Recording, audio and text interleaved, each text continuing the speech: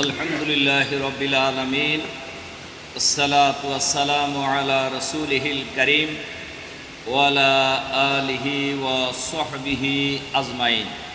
বাংলাদেশ জামাত ইসলামী ঢাকা মহানগরী দক্ষিণের উদ্যোগে অগ্রসর কর্মী ভাইদের নিয়ে আয়োজিত আজকের এই দিনব্যাপী শিক্ষা শিবিরের সম্মানিত পরিচালক, আজকের এই অগ্রসর কর্মীদের টিসিতে সম্মানিত সঞ্চালক, অন্যান্য অতিথিবৃন্দ, নেতৃবৃন্দ, সম্মানিত সংগ্রামী প্রিয় শিক্ষার্থী ভাইসব, আসসালামু আলাইকুম ওয়া রাহমাতুল্লাহি ওয়া বারাকাতুহু। আল্লাহ তাআলা শুকরিয়া আপনাদের সাথে এইভাবে মুক্তভাবে মিলিত হওয়ার সুযোগ পাওয়ার কারণে। আলহামদুলিল্লাহ। দরুদ ও সালাম আমাদের নবী ও নেতা জনাবে মুহাম্মদুর রাসূলুল্লাহ সাল্লাল্লাহু আলাইহি ওয়াসাল্লামের প্রতি। শুরুতে ভূমিকা দিয়ে কিছু কথা বলবো, এরপরে বলবো হলো দাওয়াতের গুরুত্ব, এরপরে বলবো হলো দায়ীর বৈশিষ্ট্য, এরপরে বলবো হলো দাওয়াতের পদ্ধতি, এরপরে বলবো দাওয়াতের ফজিলত, এরপরে বলবো দাওয়াত না দেওয়ার পরিণতি, এরপরে বলবো হলো দাওয়াতের প্রতিক্রিয়া। ঠিক আছে ইনশাআল্লাহ। যদি আপনাদের সুযোগ থাকে আপনারা নোট করবেন, আর যদি সব মুখস্থ থাকে তাহলে তার নোট করার দরকার হবে না। সম্মানিত দায়িত্বশীল কর্মী ভাইসব, পৃথিবীতে যে কোনো আদর্শের অথবা মতবাদের প্রচার এবং প্রসারের কাজ যদি করা হয় অথবা করতে হয়, তাহলে দাওয়াত দেওয়ার কোনো বিকল্প নাই। দাওয়াত ছাড়া কি হবে? ডাকা ছাড়া কি হবে? আপনি কি করতে চান মানুষ বললেনই না, তো মানুষ বুঝবে কেমনে, মানুষ শুনবে কেমনে? সুতরাং যে আদর্শের কথাই বলেন, যে মতবাদের কথাই বলেন, যে বিষয়ের কথাই বলেন, সেই বিষয়ের প্রচার এবং প্রসারের জন্য অথবা প্রতিষ্ঠা করার জন্য আপনার প্রথম কি? দাওয়াত। দাওয়াত দেওয়া ছাড়া, দাওয়াত মানে কি? হ্যাঁ, দাওয়াত হলো আরবি দাওয়াতুন শব্দ থেকে এই শব্দটা আসছে। এর অর্থ হলো ডাকা। এর অর্থ কি? আহ্বান জানানো। ডাকা, আহ্বান জানানো, আহ্বান করা, আমন্ত্রণ করা, অনেক কিছুই এইটা বোঝায়। ইসলামের প্রচার বা প্রসার এবং প্রতিষ্ঠার জন্য দাওয়াতের ভূমিকা অপরিসীম। আল্লাহ তাআলা কোরআন শরীফে সূরা নাহলের 36 নম্বর আয়াতে আল্লাহ তাআলা বলছেন, ওয়ালাকাদ বাআসনা ফি কুল্লি উম্মাতির রাসূলা আন ইবুদুল্লাহ ওয়াস্তানিবুত তাগুত। আমি প্রত্যেক যুগেই নবী এবং রাসূল পাঠিয়েছি, উদ্দেশ্য হলো আন ইবুদুল্লাহ, এই আহ্বান জানানো যে তোমরা আল্লাহর দাসত্ব করো আর সমস্ত তাগুতকে অস্বীকার করো। আমাদের আলোচনার বিষয় এটা না। আজকে আমাদের সমাজ, আমাদের দেশ, আমাদের দেশের মুসলমানরা আল্লাহর ইবাদত এবং তাগুতের ইবাদতের মধ্যে গোলায় ফেলছে, এবং ভালো ভালো মানুষরা। এটার অর্থ হলো এটাই যে ইসলামের সঠিক ধারণা মানুষের না থাকার কারণে, সঠিক জ্ঞান না থাকার কারণে ইসলাম আর তাগুতকে গোলায় ফেলছে। এইটা সমাজের মানুষের কাছে ক্লিয়ার করে দেওয়ার দায়িত্ব কার বলেন তো দেখি? রাষ্ট্রের, ইমামের। আপনাকে আর কাম রাখি, মনে করেন যে রাষ্ট্র তো সে কাজ করতেছে না, এই দামি সরকার সে কাজ করবে, আপনারা বিশ্বাস করেন? এই দাওয়াতের কাজটাই দামি সরকার করবে, এটা আপনারা বিশ্বাস করেন? এরপরে ইমামরা একবারে করতেছে না বলা যাবে না, তবে বেশিরভাগই করতেছে না এটা বলা যায়। তাহলে পরিপূর্ণভাবে কে করবে? আমরা করব। কোনো মানুষ যদি দাওয়াতি কাজ না করেন, মানুষকে দাওয়াত না দেন, তাহলে কি পরিপূর্ণ ইমানের দাবি করার অধিকার তার আছে? বলেন আছে কি না? এই দাবি করার কোনো অধিকার নাই। মুহাম্মদুর রাসূলুল্লাহ সাল্লাল্লাহু আলাইহি সাল্লামের দাওয়াত কি ছিল? প্রথমে কুলু লা ইলাহা ইল্লাল্লাহ তুফলিহু, তোমরা এই ঘোষণা দাও যে আল্লাহ ছাড়া কোনো মাবুদ নাই, তাহলে তোমরা কি হবা? সফল হবা। অন্য জায়গায় বলা হয়েছে দাখালা জান্নাত, তাহলে তোমরা কোথায় যাবে?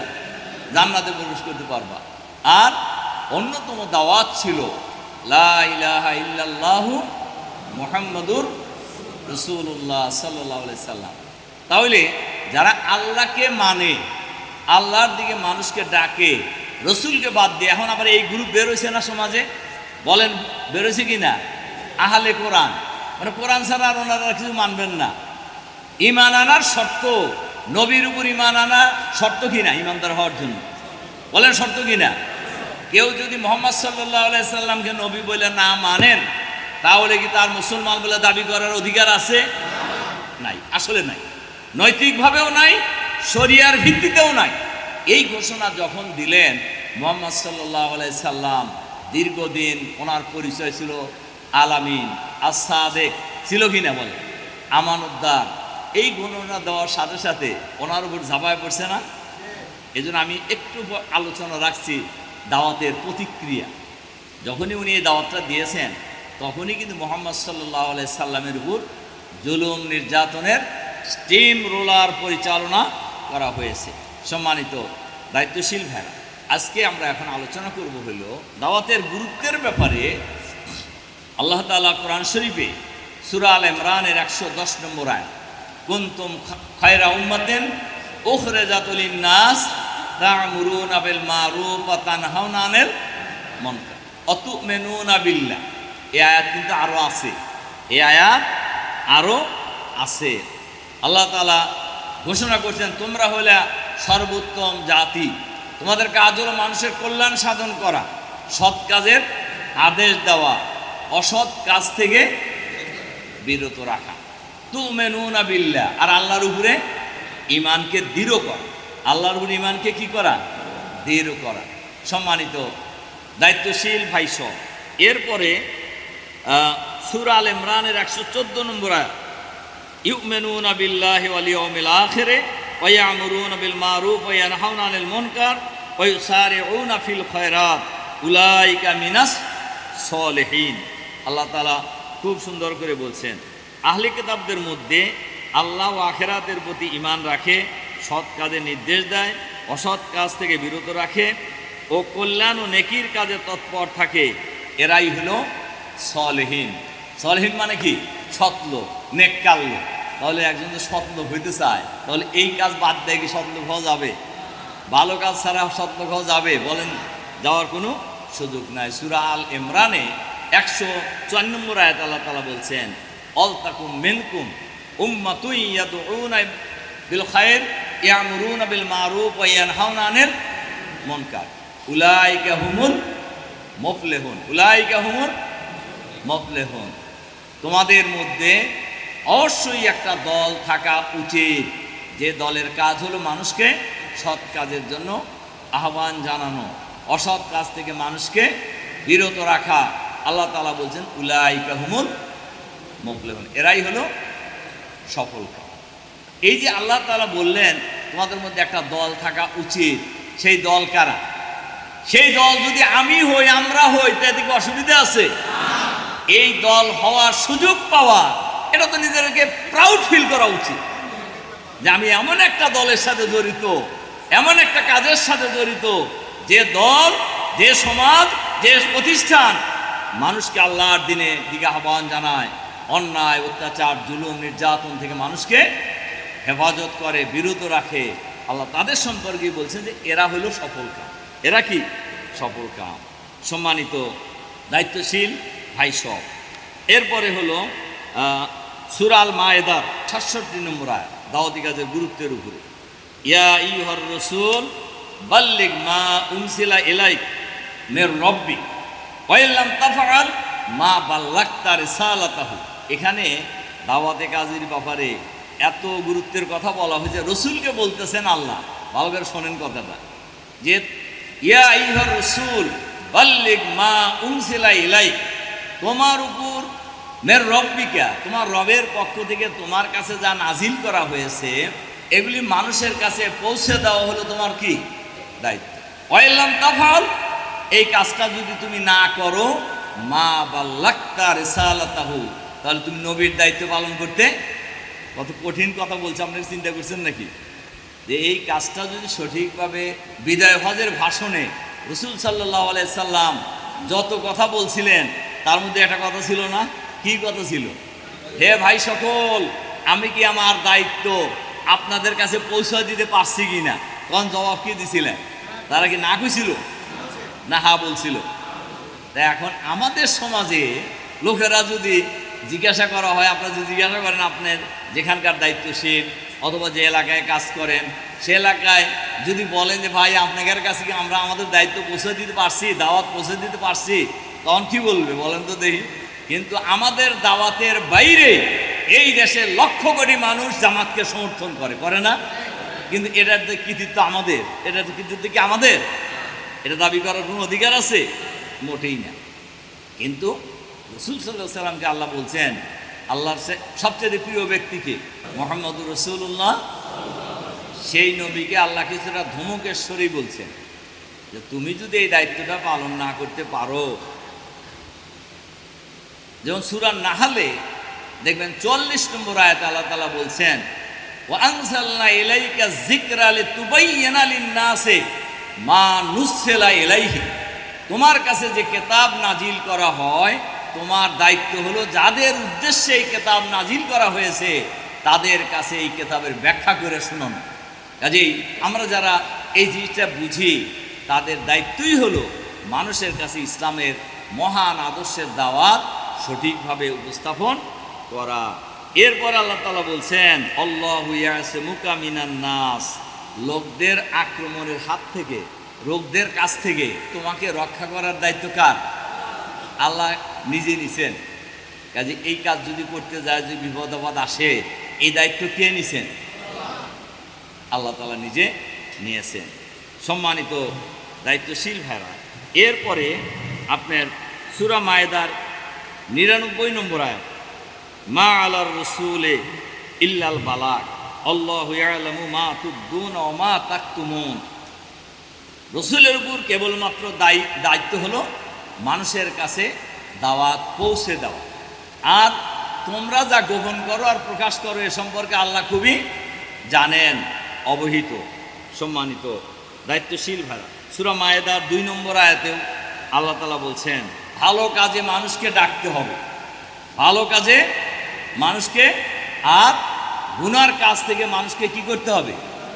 বিরত রাখার চেষ্টা করতে হবে। সম্মানিত দায়িত্বশীল ভাই সব, এরপরে আমরা আলোচনা করব আজকে দায়ীর বৈশিষ্ট্য। দায়ীর বৈশিষ্ট্য কি হওয়া উচিত? ১ নাম্বার হলো দায়ীর বৈশিষ্ট্য হওয়া উচিত, দায়ী সবসময় খুব উদার মনের অধিকারী হবে। আগের থেকেই একটা খারাপ ধারণা রাখা অথবা একটা ধারণা রাখা, ভালো ধারণা রাখলে তো অসুবিধা নাই, কিন্তু যদি আপনি খারাপ ধারণা রাখেন তাহলে কি আপনার দাওয়াত সেখানে খুব মজবুতভাবে দিতে পারবেন? আর দাওয়াতের উপর কিন্তু নৈতিক একটা আসর আছে, নৈতিক একটা প্রভাব আছে, এইটা রাখার জন্য আমরা সবাই চেষ্টা করব ইনশাআল্লাহ। সম্মানিত দায়িত্বশীল ভাই সব, সুতরাং যারা আমরা এই কাজে নিয়োজিত আছি, আমরা সব সময় উদার নীতি অবলম্বন করার জন্য আমরা চেষ্টা করব ইনশাআল্লাহ। তিরমিজি শরীফের হাদিস, রাসূল সাল্লাল্লাহু আলাইহি সাল্লাম বলছেন, আমি কি তোমাদের জানাবো না যে দোজখের জন্য হারাম আর কার জন্য দোজখ হারাম? কে দোজখের জন্য হারাম আর কার জন্য দোজখ হারাম? সাহাবা একরাম বলছেন, ইয়া রাসূলুল্লাহ, হ্যাঁ অবশ্যই আমাদেরকে জানাবেন। রাসূল সাল্লাল্লাহু আলাইহি সাল্লাম বলছেন, প্রত্যেক উদার, অমায়িক ও নমনীয় ব্যক্তির জন্য। সুবহানাল্লাহ বললেন না? যে প্রত্যেক উদার, অমায়িক এবং কি নমনীয় ব্যক্তির জন্য আল্লাহ তাআলা দোজখের আগুন কি করছেন? হারাম করে দিয়েছেন ওই ব্যক্তির জন্য। সুবহানাল্লাহ। সম্মানিত দায়িত্বশীল ভাইরা, এরপরে ২ নম্বর বৈশিষ্ট্য হলো দায়ী যারা, তারা সবসময় মানুষকে সমান নীতি অবলম্বন করবেন। রাসূল সাল্লাল্লাহু আলাইহি সাল্লাম একটা হাদিস, দুনিয়া ও আখিরাতের শ্রেষ্ঠ সম্পদগুলি আমি কি তোমাদেরকে বলবো না? সেই সম্পদটা কি দেখেন, যে তোমাদের সাথে সম্পর্ক ছেদ করে তুমি তাদের সাথে সম্পর্ক স্থাপন করো। একজন তোমাকে গাল দিতেছে, তুমি তাকে কি করো? মাফ করে দাও। একজন তোমার সাথে খারাপ ব্যবহার করতেছে, তুমি তার সাথে কি করো? উত্তম ব্যবহার করো। একজন লোক তোমার সাথে সম্পর্ক ছেদ করতে, তুমি তাকে সম্পর্ক জুড়ে দাও। এরপরে রাসূল সাল্লাল্লাহু আলাইহি ওয়াসাল্লাম বলছেন যে তোমাকে বঞ্চিত করে তুমি তাকে দান করো, যে তোমার উপর জুলুম করে তুমি তাকে ক্ষমা করে দাও। এলো দায়ীর অন্যতম বৈশিষ্ট্য। 3 হলো একজন দায়ী সবসময় মানুষের জন্য কল্যাণকামী হবে এবং সবচাইতে মানুষের বড় হিতাকাঙ্ক্ষী হবে। কোরআন শরীফে সূরা তাওবার 128 নম্বর আয়াতে আল্লাহ তাআলা বলছেন, দেখেন, লাকাদ জাআকুম রাসূলুম মিন আনফুসিকুম আজিজুন আলাইহি মা আনিতুম হারিসুন আলাইকুম বিল মুমিনিনা রাউফুর রহিম। এই আয়াত আপনাদের সবার মুখস্থ আছে। আল্লাহ তাআলা বলছেন যে তোমাদের কাছে, তোমাদের মধ্য থেকেই একজন রসুল এসেছে, যিনি তোমাদের জন্য কোনো মন্দ এবং কষ্ট কোনোভাবেই সহ্য করতে পারেন না। তিনি তোমাদের একান্ত কি কল্যাণকামী, রউফুর রহিম, তোমাদের প্রতি খুবই উনি সহিষ্ণু। সম্মানিত দায়িত্বশীল ভাইরা, কোরআন শরীফে সূরা আরাফের 62 নম্বর আয়াতে আল্লাহ তাআলা বলছেন, উবাল্লিগুকুম রিসালাতি রব্বি ওয়া আনসাহু লাকুম ওয়া আলামু মিনাল্লাহি মা লা তা'লামুন। তোমাদের কাছে আমার রবের বাণী পৌঁছে দিচ্ছি, আমি তোমাদের কল্যাণকামী বন্ধু। আল্লাহর পক্ষ থেকে আমি এমন কিছু জানি যা তোমরা জানো না। এরপরে সূরা আরাফের 66 এবং 67 নম্বর আয়াত, এরপরে সূরা আনআম 36 নম্বর আয়াত, এই পয়েন্টটার সাথে রেফারেন্স। এরপরে 4 নম্বর পয়েন্ট, দায়ীকে সবসময় প্রচার বিমুখ হওয়ার জন্য চেষ্টা করা। রাসূল সাল্লাল্লাহু আলাইহি সাল্লাম, মুসলিম শরীফের একটা হাদিস, রাসূল সাল্লাল্লাহু আলাইহি সাল্লাম বলছেন, আল্লাহ মুত্তাকি, প্রশস্ত অন্তরের অধিকারী ও প্রচার বিমুখ বান্দাদেরকে সবচেয়ে বেশি ভালোবাসেন। আবার শোনেন কথাটা, আল্লাহ তাআলা মুত্তাকি, প্রশস্ত অন্তরের অধিকারী ও প্রচার বিমুখ বান্দাদেরকে খুবই ভালোবাসেন। দায়ীর বৈশিষ্ট্য হইতে হবে রহম দিল। আপনি যাদেরকে দাওয়াত দিবেন তাদের প্রতি কি হবে? আপনি হবেন হলো রহম দিল। রহম দিলের ব্যাপারে রাসূল সাল্লাল্লাহু আলাইহি সাল্লাম দেখবেন কোরআন শরীফে সূরা আল ইমরানের 159 নম্বর আয়াত, এত আপনাদের সবারই মুখস্থ থাকা কথা, ফাবিমা রাহমাতিম মিনাল্লাহি লিনতা লাহুম ওয়ালাউ কুনতা ফাদ্দান গালিজাল কলবান ফাদ্দু মিন হাওলিক ফা'ফু আনহুম আস্তাগফির লাহুম আশাবিরহুম ফিল আম ফাইজা আযামতা ফাতাওয়াক্কাল আলাল্লাহ। এরপর রাসূল সাল্লাল্লাহু আলাইহি ওয়াসাল্লামের একটা হাদিসের ব্যাপার, রাসূল সাল্লাল্লাহু আলাইহি ওয়াসাল্লামের হাদিস, আশা রাদিয়াল্লাহু তাআলা আনহু থেকে হাদিসটা বর্ণিত, আল্লাহ নিজে কোমল, তিনি কোমলতা ভালোবাসেন, তিনি কোমলতা দ্বারা ওই জিনিস দান করেন যে কঠোরতা দ্বারা তা দান করেন না, তথা কোমলতা ছাড়া অন্য কিছুই দেন না। একজন মানুষের রহমদিল হওয়া, কোমল হওয়া, এটা একজন দায়ীর জন্য অনেক বড় গুরুত্বপূর্ণ বিষয়। এরপরে আমরা আলোচনা করব হলো আমাদের 3 নাম্বার পয়েন্ট, দাওয়াতের পদ্ধতি। কোরআন শরীফে দাওয়াতের পদ্ধতির ব্যাপারে দেখবেন উত্তম ভাষা ব্যবহার, উত্তম ভাষার মাধ্যমে আমরা দাওয়াত দিব ইনশাআল্লাহ। ওমান আহসানু কাওলাম মিম্মান দাআ ইলাল্লাহ ওয়া আমিলা সালিহা ওয়া ক্বালা ইন্নানি মিনাল মুশরিকিন। কি বলে? ইন্নানি মিনাল মুসলিমিন। আল্লাহ তাআলা বলছেন ওই ব্যক্তির কথার চাইতে উত্তম কথা আর কার হতে পারে, নিজে আমলে সলে করে এবং ঘোষণা দেয় যে আমি একজন মুসলিম। এরপরে সূরা হামিম সাজদার 34 এবং 35 নম্বর আয়াত, এই দাওয়াতি কাজের পদ্ধতির ব্যাপারে খুবই গুরুত্বপূর্ণ। আল্লাহ তাআলা বলছেন, ওয়ালা তাস্তাবিল হাসানাতু ওয়ালা সাইয়্যাহ ইদফা বিল্লাতী হিয়া আহসান। তো খারাপ এবং ভালো দুইটা কোনো সময় এক হইতে পারে না। ইদফা বিল্লাতী হিয়া আহসান, তোমরা খারাপ দূরীভূত করার চেষ্টা করো উত্তম কথার। ফাইজাল্লাযী বাইনাকা ওয়া বাইনাহু আদাওয়াতুন কাআন্নাহু ওয়ালিয়ুন হামীম। তাহলে আজকে তোমার যে শত্রু পরবর্তী সময়ে সে তোমার বন্ধুতে পরিণত হয়ে যাবে। সুবহানাল্লাহ। আজকে যারা আমরা যাদেরকে শত্রু মনে করতেছি তারা আমাদের দলে আসতে পারে না, বলেন পারে কি না? কাজেই এখন আমাদের সমাজে যারা বিরোধিতা করে এরা সবাই যে ভবিষ্যতেও বিরোধিতা করবে তার কি কোনো গ্যারান্টি আছে? তারা আমাদের সাথে আসতে পারে না? আসবে ইনশাআল্লাহ। আমার বিশ্বাস, জামাত আমাকে একজন সিনিয়র সচিব আলাপ প্রসঙ্গে বলতেছিলেন যে খান সাহেব বাংলাদেশে এখন যে আপনাদের সমর্থন কি পরিমাণ এটা আপনারা জানেনও না। তার ধারণা হলো যে হিউজ পরিমাণ লোক এখন জামাতকে আগের চাইতে সমর্থন করে। আর আমার ধারণা হলো সমর্থন শুধু করেই না, জামাত যদি জামাতের বক্তব্য প্রকাশ্যে ময়দানে বলতে পারে আর মানুষ জামাতে আসলে কোনো অসুবিধা হবে না, এইটা যদি ফিল করে, তাহলে হ্যামিলনের বংশীবাদকের মতো দলে দলে মানুষ জামাতে যোগদান করবে ইনশাআল্লাহ। এবং সেই দিকেই দেশ কিন্তু যাচ্ছে, সেদিকে যাচ্ছে না? তাহলে ফাইজাল্লাজি বাইনাকা ওয়া বাইনাহু আদাওয়াতুন কাআন্নাহু ওয়ালিউন হামীম। আজকে যারা তোমাদের চরম শত্রু, আগামী দিনে তারা তোমাদের পরম বন্ধুতে পরিণত হবে। আপনি মানুষের সাথে কথা বলতে যান, তর্ক করতে যান, আপনি যখন যুক্তি সহকারে তর্ক করেন তখন কিন্তু তিনি সারেন্ডার করতে বাধ্য। কি কথা ঠিক কি না? অনেক লোক আছে না, দেখবেন যে ওনার সাথে পারা যাবে না, আগেই স্বীকার করে ওনার সাথে পারা যাবে না। তার মানে হলো তার কথার মধ্যে যুক্তি আছে। আর এর সাথে যদি কোরআন হাদিসের যুক্তি দেন তাহলে তার কথাই নেই, তখন ও এমনি এমনি আপনার কাছে সারেন্ডার করবে ইনশাআল্লাহ। তুমি উত্তম পদ্ধতিতে দুষ্কৃতি নির্মূল করো, আমি জানি তোমার বিরুদ্ধে তারা যেসব কিছু তৈরি করে। রাসূল সাল্লাল্লাহু আলাইহি ওয়াসাল্লামকে আল্লাহ বলছেন যে তোমার বিরুদ্ধে ওরা যা প্রচার করে বেড়ায় এগুলি আমি সব জানি, কিন্তু তুমি উত্তম বুদ্ধিমত্তার সাথে তাদের এই সমস্ত কথার কি করো? জবাব দাও। আল্লাহ ইয়াদফাউ সাইয়্যা বিসাইয়্যা, তোমরা খারাপ দ্বারা খারাপ দূর করার চেষ্টা করো না। ওয়ালাকিন ইয়াফু, বরঞ্চ তোমরা তাদেরকে মাফ করে দাও। ওয়াসফাহু, যদি এরপরও বাড়াবাড়ি করে তাহলে তাদেরকে তোমরা উপেক্ষা করে চলো। এটা কিন্তু দাওয়াতের পদ্ধতির একটা খুবই গুরুত্বপূর্ণ কথা, যে তোমরা কে বলতেছেন এ কথা?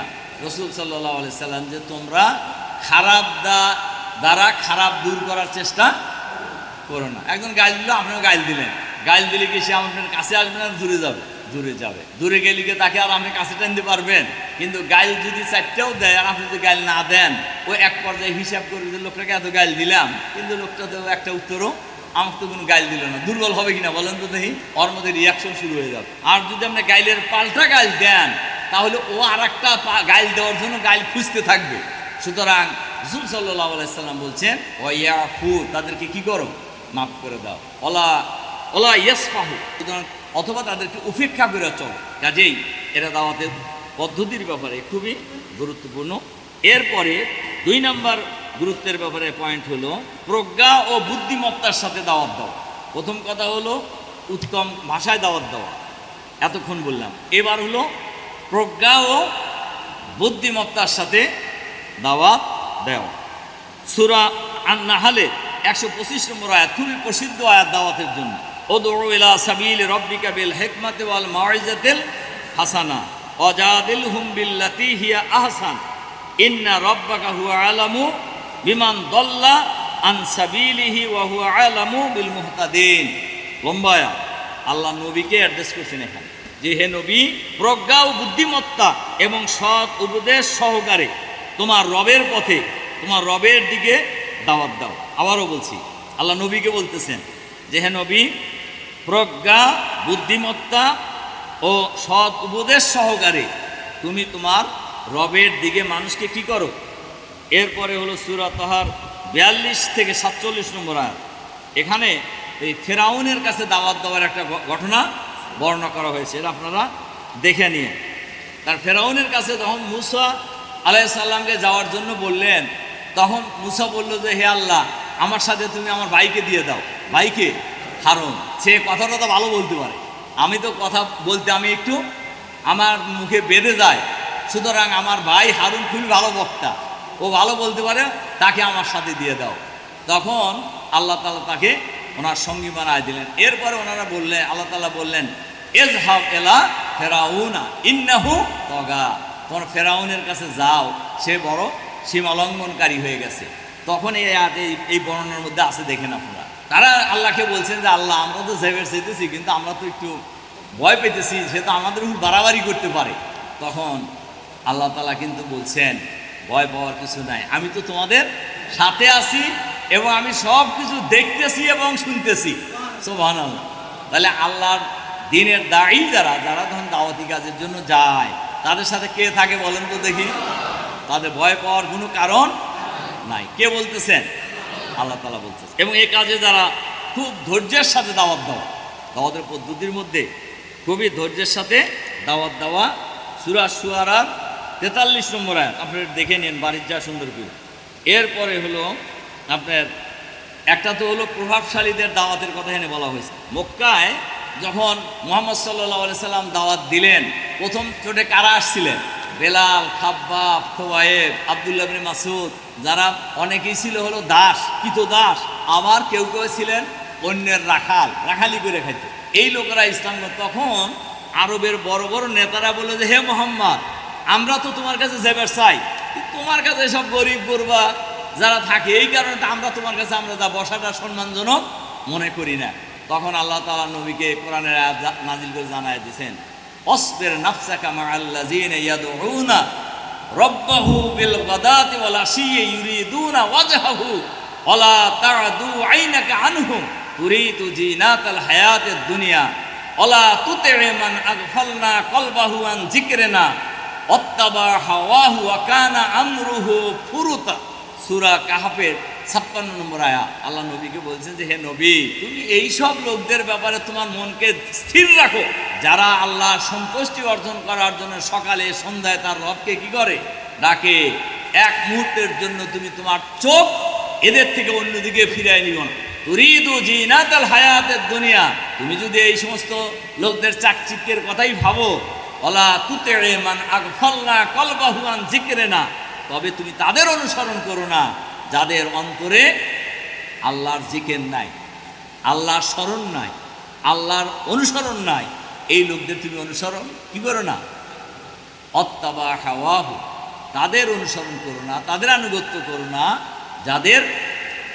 যারা নিজেদের খেয়াল খুশি অনুযায়ী নফসের দাসত্ব করে কাজ করে। ওয়াকানা আমরুহু ফুরুতা, আর এই সমস্ত লোকদের সব কর্মকাণ্ড হলো সীমা লঙ্ঘনমূলক। কাজেই এই লোকদের নিয়ে তুমি এত চিন্তা করো না। এর কিন্তু একটা মেসেজ আমাদের জন্য।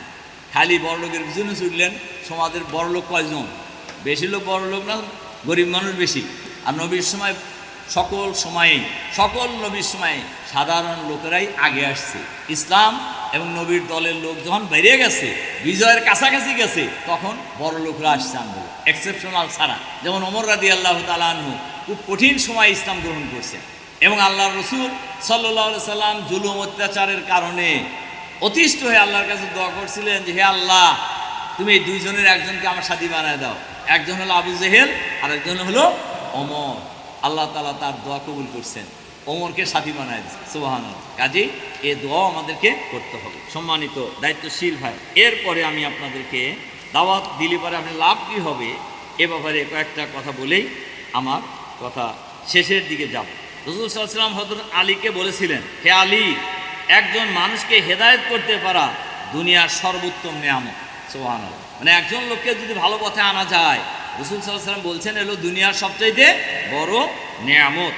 মান দাল্লা আলা খাইরিন ফালাহু মিসলা আজরে ফাইলিহি, যে ব্যক্তি কোনো কল্যাণের পথ দেখায় তদ অনুযায়ী যে কাজ হবে তার সব সেও পাবে। সুবহানাল্লাহ। মানে একজনকে ভালো কাজের জন্য ডাকলেন আর সে ভালো কাজ করলো, তাহলে উনি যে সওয়াব পাবে, যার কথার কারণে সে ভালো কাজ করলো তিনিও সেই সওয়াব।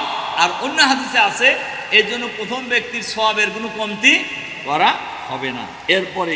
এরপরে আমরা আলোচনা করব দাওয়াত না দেওয়ার পরিণতি। লিখে রাখেন সূরা হুদ 57 নম্বর আয়াত। দাওয়াত যদি আপনি না দেন সমাজে, তাহলে পরিণতিটা কি হবে? ওয়াইন তাওয়াল্লাউ ফাকাদ আবলাগতুকুম মা উরসিলতু বিহি ইলাইকুম ওয়াস্তাখলিফু রাব্বি কওমান গায়রাকুম আলা তাদুররুহু শাইআ। খুব কঠিন কথা কয়ে দিছে। যদি তোমরা মুখ ফিরে নিতে চাও তাহলে ফিরিয়ে নিতে চাও, নাও, কিন্তু যে পয়গাম নিয়ে আমাকে তোমাদের কাছে পাঠানো হয়েছিল তা আমি তোমাদের কাছে পৌঁছে দিয়েছি।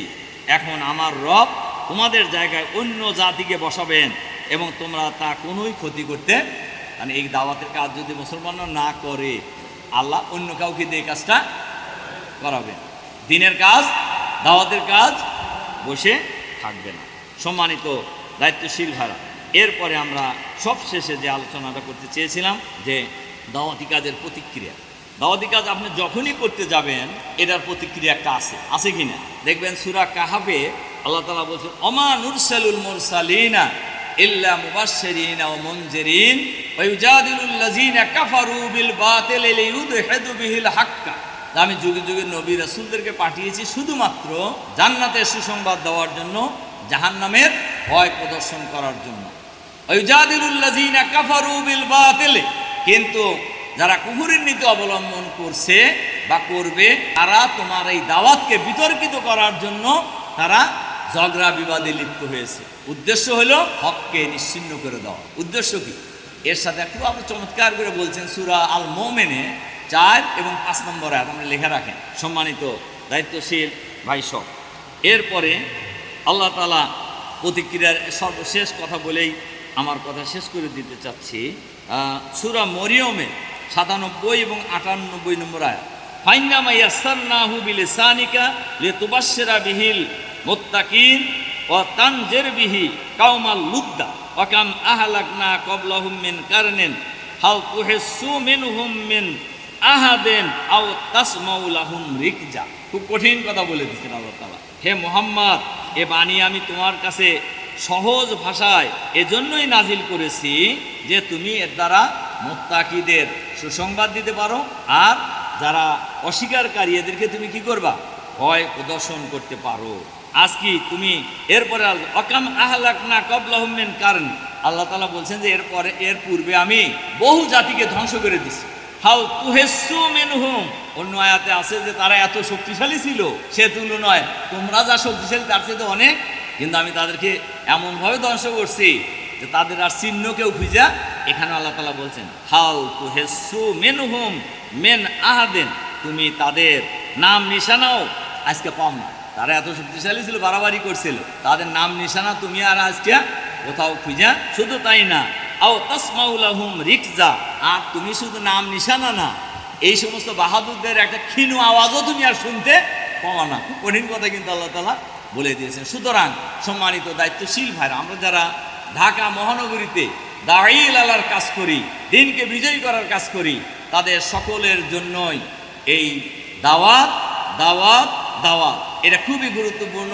এবং আমরা এই মহানগরীকে আগামী দিনে ইসলামের মহানগরী বানানোর জন্য, জামাতের মহানগরী বানানোর জন্য যার যার জায়গা থেকে আমরা দাওয়াতি কাজ অব্যাহত রাখবো ইনশাআল্লাহ। আল্লাহ তাআলা আমাদেরকে তার দিনের দাওয়াত সঠিকভাবে মানুষের কাছে উপস্থাপন করার তৌফিক দান করুন, আমিন। আন্তরিক সালাম এবং মোবারকবাদ জানিয়ে আপনাদের পরিবার পরিজনের প্রতিও সালাম এবং মঙ্গল এবং শান্তি কামনা করে আমার কথা শেষ করছি। আল্লাহ হাফেজ। আসসালামু আলাইকুম ওয়া রাহমাতুল্লাহ।